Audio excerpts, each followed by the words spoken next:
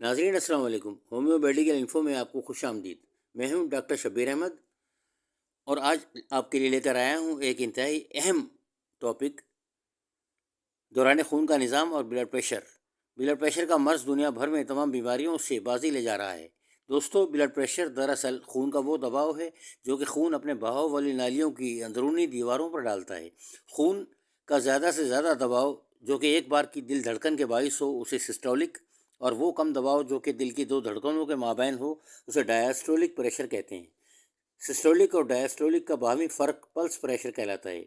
Blood pressure کا تعلق سانس لینے، دل کی دھڑکن، آکسیجن سیچوریشن اور جسمانی درجہ حرارت کے ساتھ ہوتا ہے۔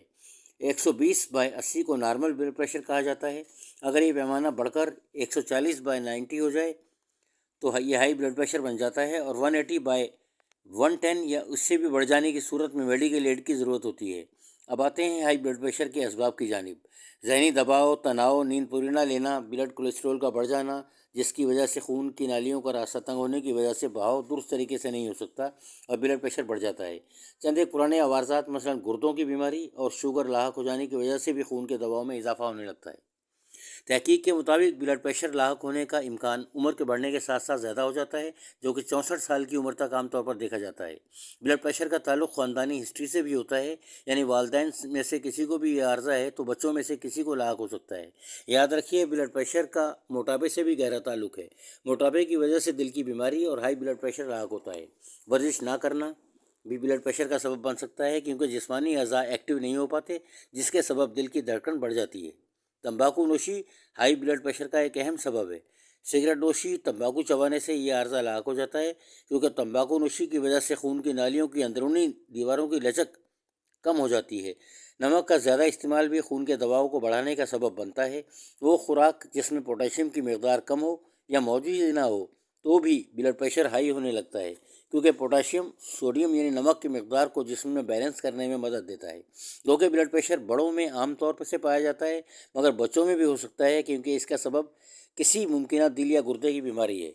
اب آتے ہیں ان پیچیدگیوں کی طرف جو کہ بلڈ پریشر کو کنٹرول نہ کر سکنے کے باعث پیدا ہو سکتی ہیں۔ ان میں سر فہرست ہارٹ اٹیک یا ہارٹ اسٹروک، یہ عام طور سے خون کی نالیوں کے سخت اور موٹا ہو جانے کے باعث واقع ہوتا ہے۔ اینیورزم، ہائی بلڈ پریشر کے باعث خون کی نالیاں کمزور ہو جاتی ہیں اور ان میں کہیں پر بھی بیرونی خم واقع ہوتا ہے یا وہ جگہ پھول جاتی ہے جو کہ کسی بھی وقت پھٹ کر خون کے اندرونی رساؤ کا باعث بن سکتی ہے، جو کہ جان لیوا ہو سکتا ہے۔ ہائی بلڈ پریشر کا ایک اور رسک ہارٹ فیل ہونا ہے، کیونکہ ہائی بلڈ پریشر کی وجہ سے دل کو خون کو پمپ کرنے کے لیے زیادہ کام کرنا پڑتا ہے۔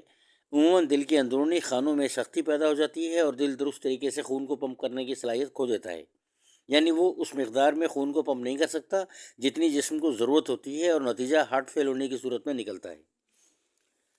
گردوں کے مسائل، اگر ہائی بلڈ پریشر کا علاج نہ کیا جائے تو گردوں کی اندرونی خون کی نالیاں تنگ اور کمزور ہو جاتی ہیں، جس کی وجہ سے گردوں کو نقصان لاحق ہوتا ہے۔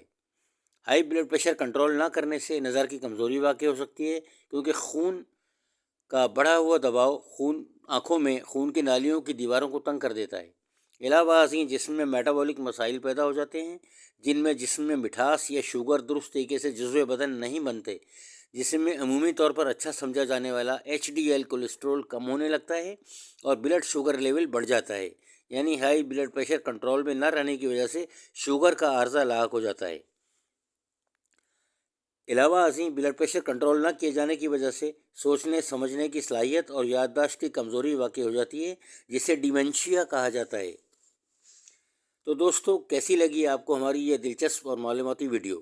اچھی لگی ہو تو چینل کو ضرور سبسکرائب، لائک اور دوستوں میں شیئر ضرور کر دیے گا۔